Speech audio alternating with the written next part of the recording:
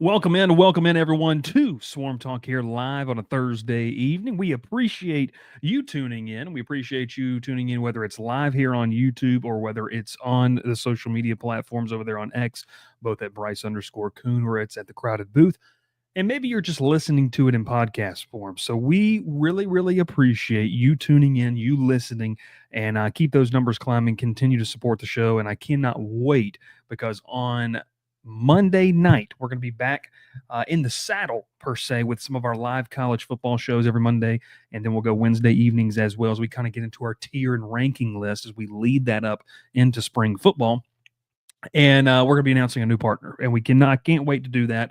This is, and for the Georgia Tech fans that are obviously tuned into this live show, this is a former Tech grad. I shouldn't say former. This is a Tech grad who's gone out on his own and made his own business. I love what he does, and I'm excited to partner with him. So tune in Monday night. We're going to obviously have a great coupon code, a great discount that you can use when you mention us.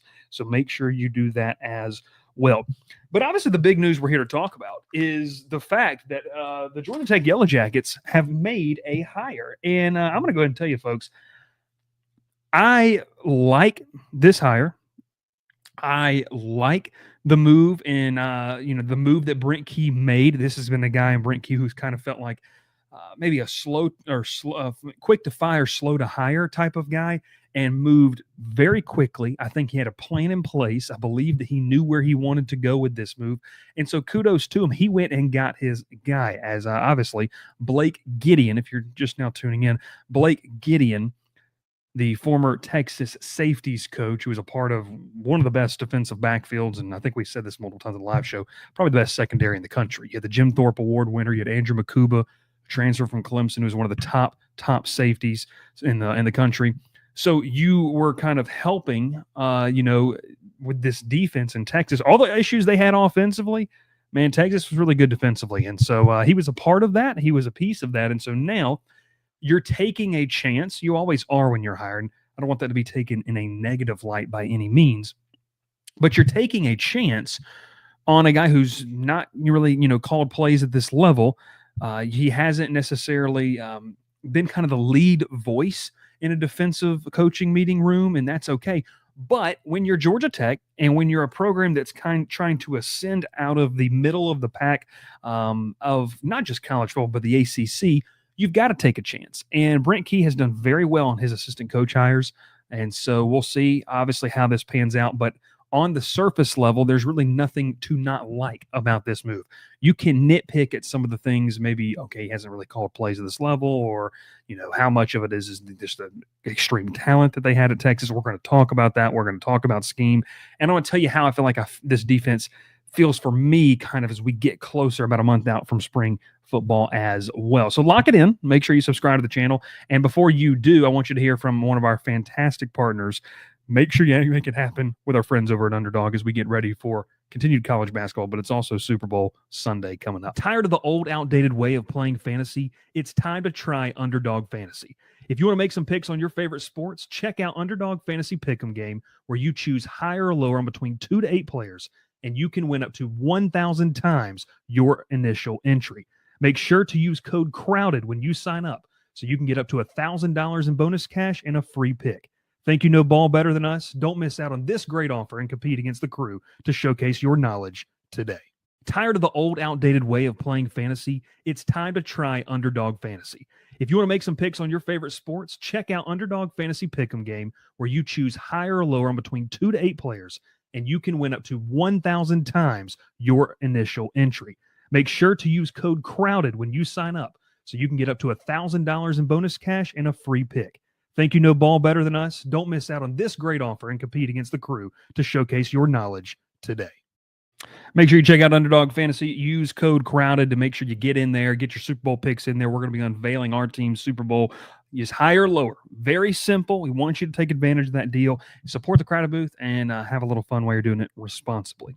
Okay, so let's get into what this hire is. And, I was doing some research this afternoon, kind of sat down and really looked at from a schematics perspective of what made Texas successful last year. And I think that you kind of have to bear in mind the success that Texas had was years of elite recruiting, years of really good recruiting, a very good defensive coaching staff that they had over there. And so, Georgia Tech's building, and we all like to think they're building to something that could be, I don't want to say comparable because that's where you're going to get clowned and saying comparable to Texas, but they're trying to build to something that can, be something they can market, right? And you kind of feel like you took a step there with Tyler Santucci. He's off to the NFL. Now that DC position, like I mentioned, has become marketable, and you're able to pluck a guy who was, I would say, the word I'm going to use to describe it, and talking with some industry folks about it, is he was a cog in the machine of what Texas's defense was. And I think it's the perfect move for Georgia Tech to do, because you got to be realistic at this juncture of the offseason. Yes, there's moves being made, but your heavy hitters, your big names, unless you're playing with, the big pot, unless you're playing with a lot of money here, it's going to be really hard for you to coerce someone who's a leading DC on a, P4 team to come over to Georgia Tech. And how marketable is that job? So where do you go next? Well, you can go retread. We talked about this on, I believe it was Sunday night. You can go retread, or you can go the other way. And I like the fact that they went young, vibrant, a guy that is, he's a really, really good recruiter. And I'm going to push back on some of the narratives of Texas recruits itself, because this is a guy that I've talked with players firsthand who have been recruited by this guy. And I think this is a really, really, really big pickup, both on the, maybe more right now on the recruiting front than necessarily just the coaching, because, we got to see what it looks like as a play caller. So who is Blake Gideon? Okay, so let's talk a little bit about Blake Gideon and what he brings to the table just in his wealth of experience. Now, look, I'm not going to bog you down with the bio. You can go over to thecrowdedbooth.com and check out the article we put up this morning when the move was made, after it was confirmed there, after it was broke the news by 24/7 Sports Matt Zenitz. But, this is a guy who, he had a lot of talent at Texas. There's no doubt about that. They ranked number one in passing yards allowed per attempt at 5.69 yards per attempt, and number one in passing yards per completion at 9.52. The 2013 season saw Jalen Catalon, Michael Taff, who is just a really good player, Derek Williams Jr., who was a true freshman at the time. He'll be entering his third year in Austin this upcoming season. Jahdae Barron is another guy in 2022 where you've had the emergence of him, the guy who ended up winning the Jim Thorpe Award. So you had a lot of you had a lot of moving pieces. Obviously, you had a lot of talent at Texas. But where do you get before that? Well, I'll tell you this. You kind of go back to it when Steve Sarkisian wanted to hire Gideon.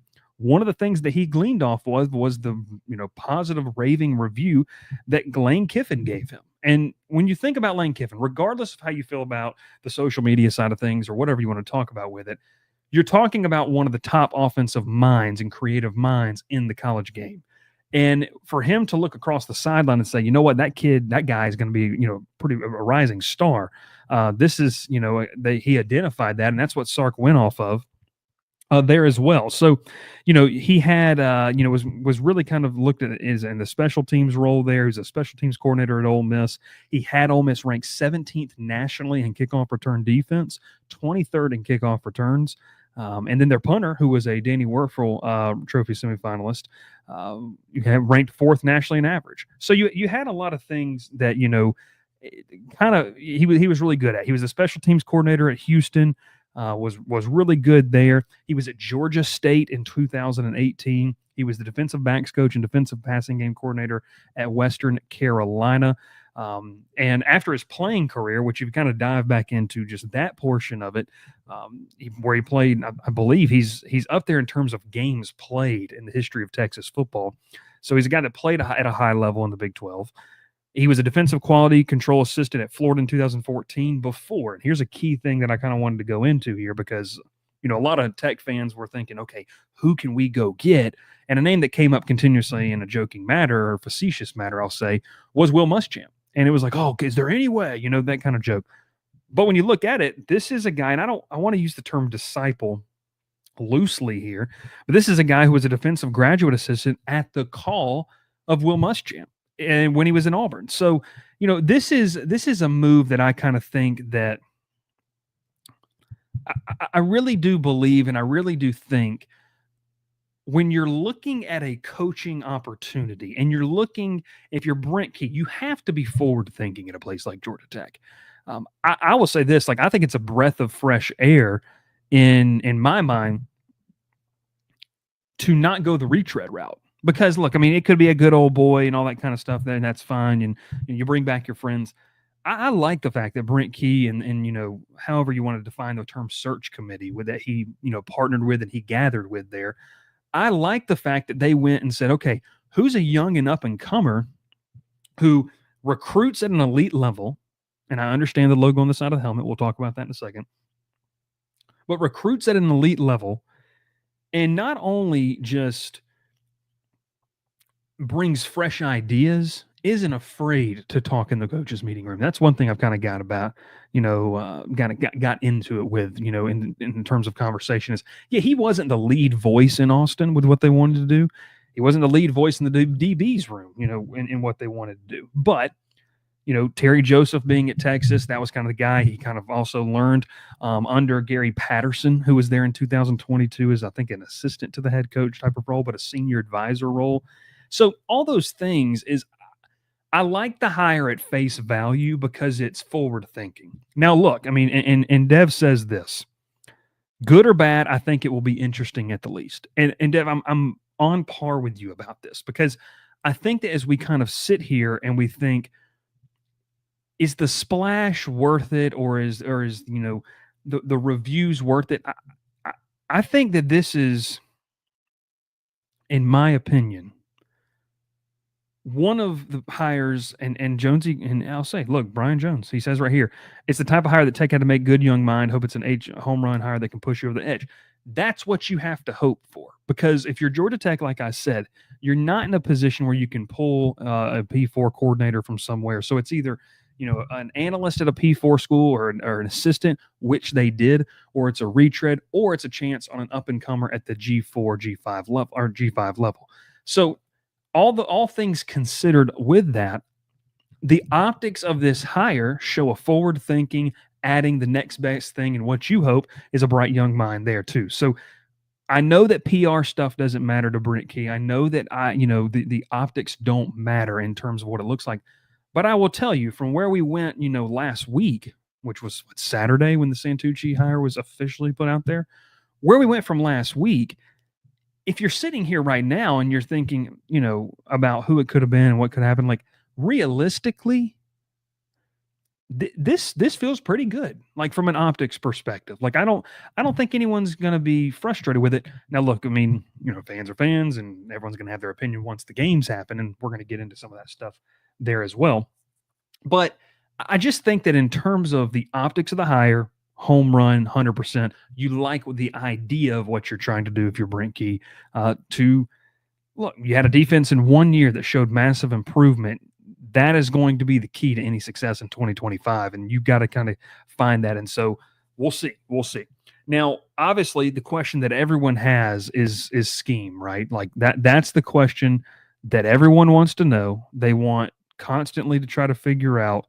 And I think, too, they also kind of want to know, what do the players that you currently have on the roster, how do those guys fit into what you want to do? So let's kind of talk here. And I'm going to butcher this name, I'm sure. But Kwiatkowski, the defensive coordinator for Texas, has had his defense best described as a 2-4-5, which a lot of you are kind of sitting here right now and you're thinking to yourself, and you're saying to yourself, right, so what in God's name is a 2-4-5? You've got two down linemen, typically your three techs or your interior guys. Those are traditionally your defensive tackles. You have four linebackers. We're going to talk about that in a second, because those guys have to be very, very athletic. But two of those guys are going to walk down and play with their hand up on the edge. And then you've got five defensive backs. Now, at Texas, they really didn't blitz a ton, typically, what he wanted to do. That's not something you have to be good at blitzing four, and maybe you are with the pass rush of just four guys. Maybe you try to use some twist and stunts to get some guys available. That's something that Kwiatkowski at Texas, the DC at Texas, really, really did. But coming into 2024, entering the SEC for the first time, it it's publicly been out there that Kwiatkowski wanted to tweak some things that they did defensively in Austin. He wanted to tweak the coverage scheme. He wanted to make it foolproof against, offenses that felt more comfortable running the football, which obviously you see happen in the SEC. They want to be a little more physical up front.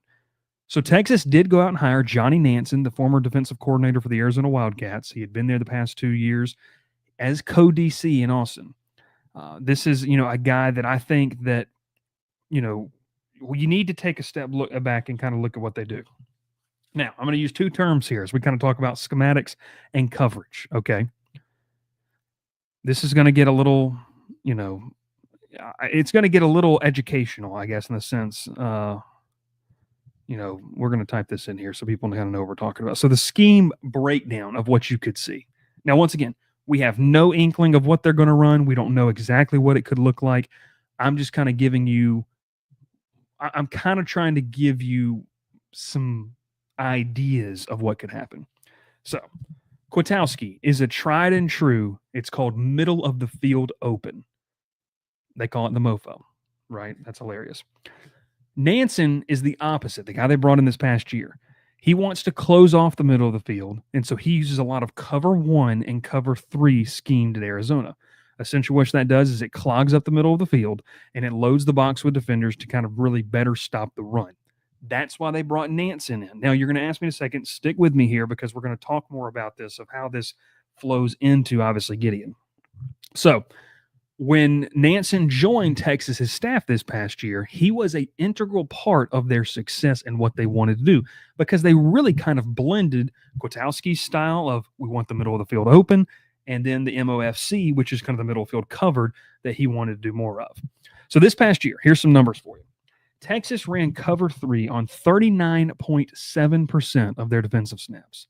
They ran cover 4 on 25.7% of their defensive snaps. Now, both of those rates are, if you go look at the numbers, well above the national average. It's well above what you're going to see across the country. When you kind of go into the tally after that, the next most common coverages you're going to see are cover 1, which was at 15%, and then cover 2 at 8.4. But most of the time, if you go back and watch the film, Texas was dropping into the 2 zones between cover 3 and cover 4. We'll talk about shells here in a second of what they want to do. Now, here's the kicker of where if you're a Georgia Tech fan and you go back and do it because it's exciting, I think this is a good hire. But this is where you need to caution yourself. If you're going to run essentially just 2 coverage schemes, which is, I'm not saying that's all they're doing, but you talk about those rates. Cover 3 at a nearly 40% rate, cover 4 at a 26% rate. That's rounding up. If you're an opposing offense, you're going to have to stretch the field vertically. Both cover 3 and cover 4 are going to present opportunities over the middle of the field so long as you can stretch those zones out. So if you're facing a quarterback, and I kind of go back to this and I'd have to look at the film, but like what Kyle McCord did to Georgia Tech, in that early season game, week 3, I think it was, that could pose an issue. Tyler Shuck is a guy that you think could pose an issue. Now, the good news, both of those guys have moved on to the next level. But when you look at the schedule, I know it's way too early out. If you're just going to primarily run cover 3 and cover 4, you're going to see offenses that have quarterbacks and the receivers to stretch the field. That's where they're able to essentially go and say, okay, we're going to, essentially scheme up our entire playbook to beat this when we go into that week's, to do things. Here is where Georgia Tech has to improve the roster. If they were to take what essentially Gideon was a part of at Texas, once again, hypothetical scenario here. If they take that, what you're going to have to do is you're going to have essentially, and I want to talk about this, a stupid bunch of hybrid safeties. And it's kind of this new model of athlete that's starting to come out. And I'll tell you about some of the guys that Texas recruited, and most notably Jonah Williams. That is something that is, crazy. So, I mean, he's just a freak athlete. But what you're going to have to do is you're going to have some high twitch athletes that can make up for when a team wants to scheme up against you like that. I don't think Georgia Tech has the personnel that Texas has. I don't think that's groundbreaking news. Few programs do. But that's where Kwiatkowski and obviously this Longhorns defense made up for that in that category. If you've got the natural talent that could mask that, you're going to be able to, break on routes. You're going to be able to communicate well. And even on the plays that are designed perfectly to beat your coverage, that's the built-in benefit when you're at one of the most recognizable brands in college football and you're a team that's been back-to-back, semifinal appearances. Because what you have done is you've recruited at a high level to where you can play all out like that to where it makes some sense. So, is that where Georgia Tech is going to go as a scheme? I don't necessarily know, and I don't think anyone really knows right now. But I think it would require a little bit of a grace period, and it's not a knock on who Tech currently has, but when you start looking at the roster, it does it begs the question of certain positions, and I'll talk more about scheme here. So we've talked about what Kwiatkowski and obviously I got to get his name right again. What was his name? Let me scroll back on my notes here. Nansen did together this past year. Gideon was a part of that. That's what they did in 2024. Now we go back to it. Okay. The second scheme aspect to what we're doing here is a lot of people want to talk about, well, what does, what is the other option of what he could do? Okay. I went back and I looked at what did Terry Joseph, who's the DB's guy there, and then Gary Patterson, who I mentioned there in 2022, which was more of what I would say Gideon had been comfortable with in terms of what he had experience in, was essentially running the quarters coverage. Now, look, if you've played EA College Ball 25, if you've played, paid attention, you kind of have an idea of what quarters is. But I wanted to kind of push it down here because this is kind of where this thing sits. So, in base quarters coverage, the cornerback is going to essentially play man-to-man coverage on the number one receiver, on the number one threat to his side. So they're going to identify that. It's going to be whatever he wants. He can do that from depth. He can play that from press. And they're probably going to play, especially if it's field side, not boundary side, you're going to play with outside leverage towards that receiver. When teams go essentially, and I wanted to break this down too, it's important to know that in this case, that is normally in 2x2 sets. So you have two receivers on each side, just breaking that down. Quarters is essentially a triangle coverage that gets three defenders covering two receivers. Now, when teams go a 3x1, it's going to, be a little bit different. You're going to run box coverage with variations of kind of what you want to be able to do. But that cornerback won't always carry the receiver. The essentially what you have is you have a mod coverage, which is essentially the man other than the drag. So you're going to play that and identify that pretty kind of early on with what you want to do. So that's kind of the big thing of that. Now, I want you to think about this because this is a little more in depth than we typically get, and I enjoy talking about this kind of stuff too. Because as we're talking about it, I want you to kind of envision what would that look like and who plays what. So that's your homework. That's what I want you to think about. Now, some more key points about your quarters defense. You're going to have a deep zone responsibility. Each defensive back is primarily responsible for preventing any receivers from getting deep into their deep assigned field. So you can't get past me. We're going to essentially limit explosive plays. Your underneath coverage, you have to have a nickelback and linebackers, and this is where I get into maybe some of the worrisome aspect for Georgia Tech. I like where they were getting, but I just don't know if it's quite there. Your linebackers and your nickelbacks have to be able to cover the underneath routes.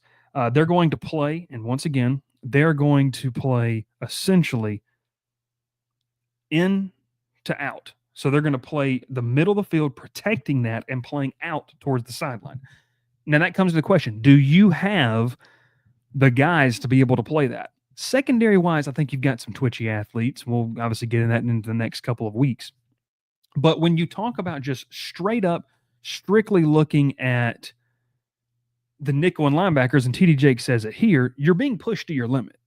And that's where I think that if they run quarters, and that's what they want to play base out of, like TD Jake just says, you have to cover a whole lot of field. Now, you have your flat defenders. Those guys are going to be essentially playing near the sideline, like the cornerbacks. They're going to have any type of, area within that sideline is going to be huge. Here is the biggest part. And look, this is not a Georgia Tech thing, but this is just everywhere. One of the biggest things that we hear in terms of covering the teams and day-to-day interactions with coaches, staff, and players is communication. And that's a word that is so often used in terms of just, okay, you have, you've got, you got to be able to make sure you're on the same page or relaying signs. When you're playing quarters, the responsibility is so important on maintaining your zone that you have to have elite communication. So if not, that's where busted coverages come into play. That's where certain things come into play, with what you have going on. And that could be a concern there for you too. TD Jake said, did Texas ever drop ends into coverage? They did. They did that. I had a percentage rate on that as well. Let me see if I can get that for you. TDJ, because it was that was a number I wanted to get you. So I'm going back to this. They did drop the ends at times. Okay, that they did that.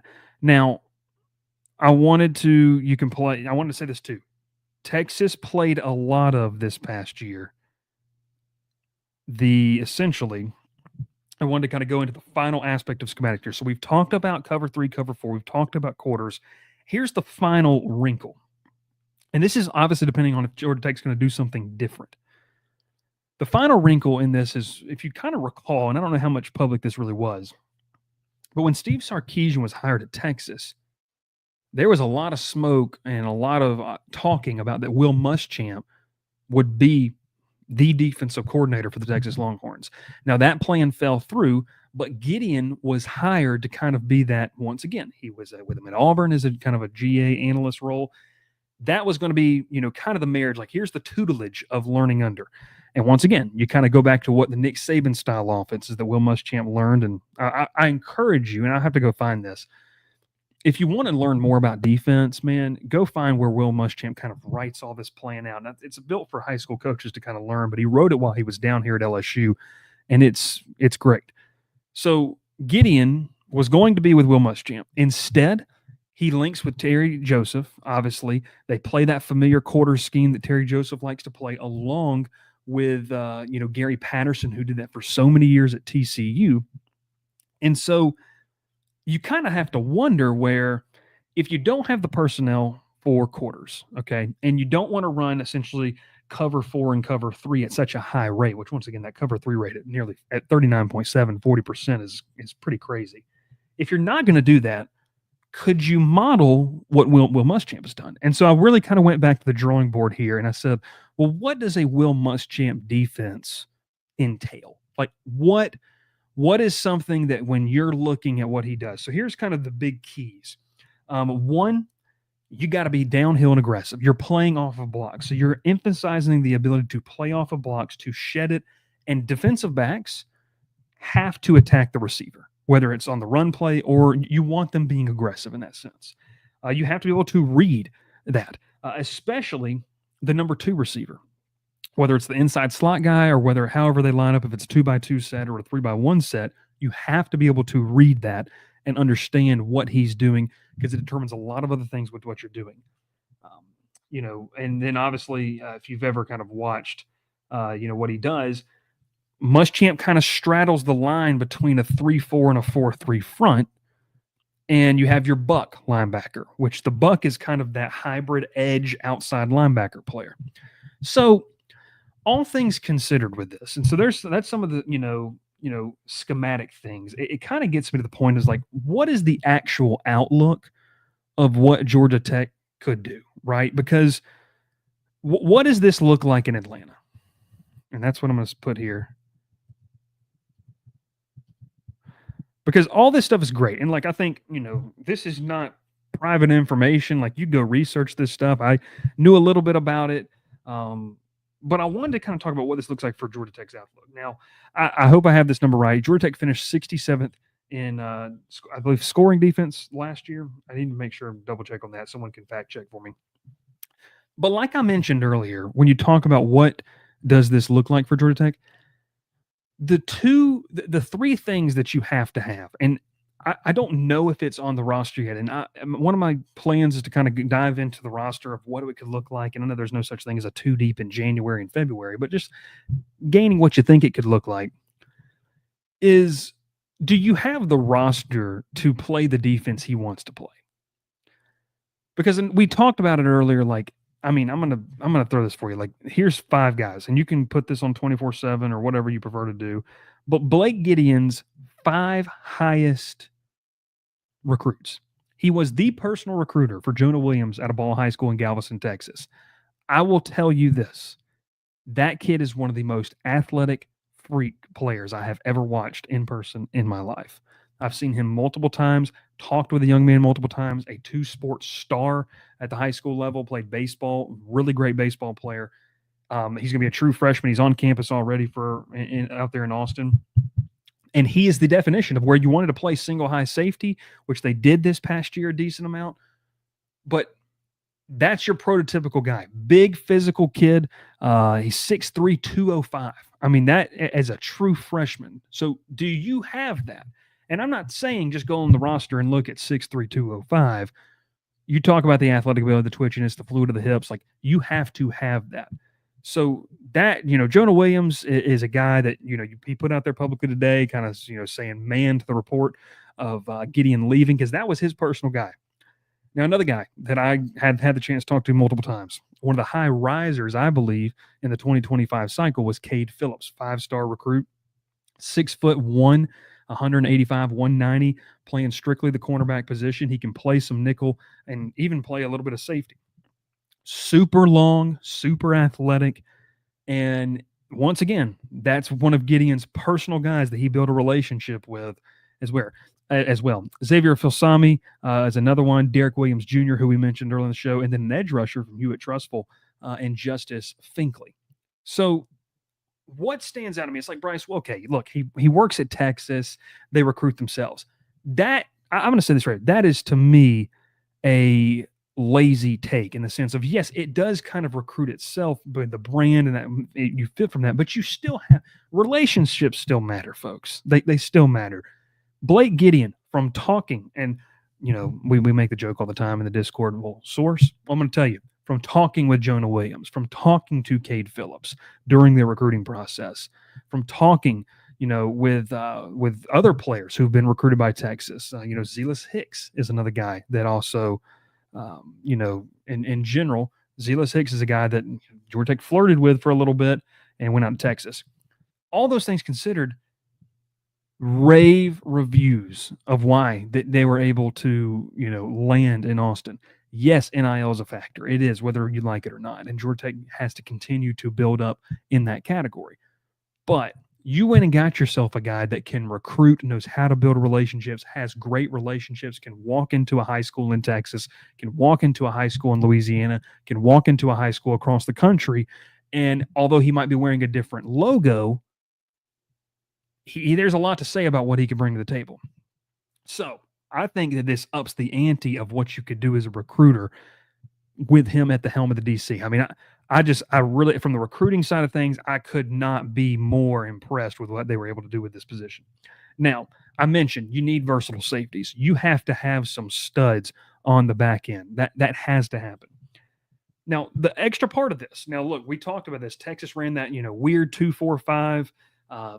Even in a 3-4, if you went with what Muschamp had, or you wanted a 4-man front, Georgia Tech has to find a disruptive 3-tacker interior guy. They have to find it. I love Jordan Vandenberg. I think he was a very nice addition this past year. He played at a high level. He gave you a high floor, and that was what you needed. You've got to go find a guy that you can pair with him, where you kind of have an idea of the floor, because I do like some of the younger options that you've got on there, but you have to have someone where you say, you know what, I can slot that guy in for 20, 25, 30 snaps, and I know what I'm going to get. That has to be a priority in the spring portal. Like, it has to be, or someone's going to have to take a serious jump in development and rise to that. I don't know who that could be.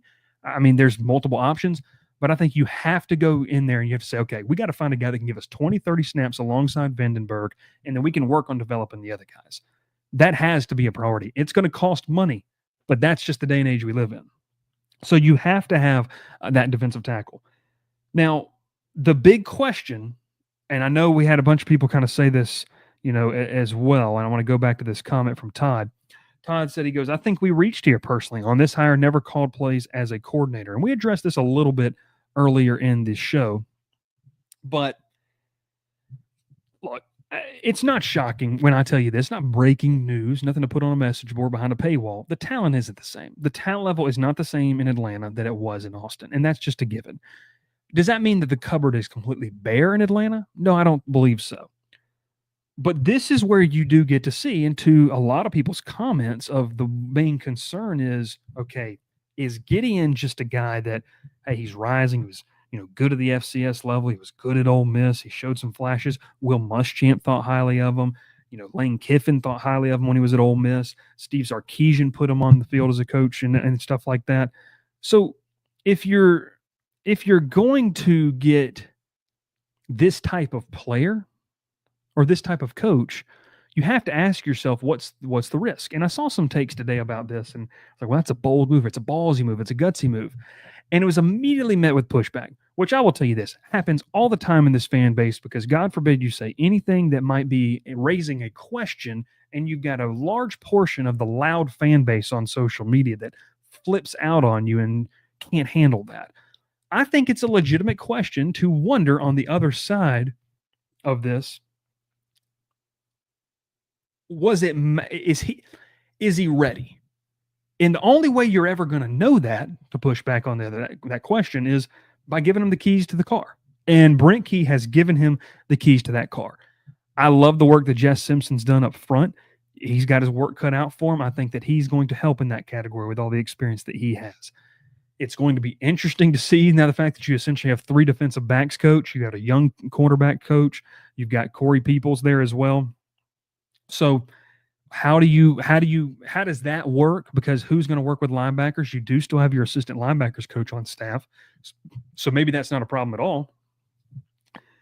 But I think when we're talking about this is that, on the surface level, like I told you, I love the hire. My biggest question is, you're going to find out within a year, I think, if you're completely overmatched, which I'm not saying he's going to be. You can already see the pitchforks and the people just losing their absolute minds over me saying that.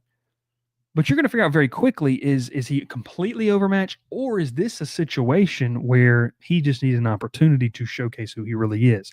Because he's been, essentially, you kind of go back to this. He was at Ole Miss. Will Muschamp thought highly of him. You worked with Terry Joseph, who is a kind of a stalwart, defensive coach with that as well. And then he also kind of worked with Gary Patterson, who is a legend at TCU with what he was able to do with defensively. So all these people thought great things about him, and that's part of taking the risk as a hire. Because like I mentioned earlier, you have to do something like this if you're Brent Key and Georgia Tech. You have to, because what if you luck into the next, top 10 DC in the country? Well, one, shows you got a great eye for a coaching staff, but it also shows you that you've got a pretty good idea of what you're doing, and some things are flowing, and that program is moving in the direction you want to be in.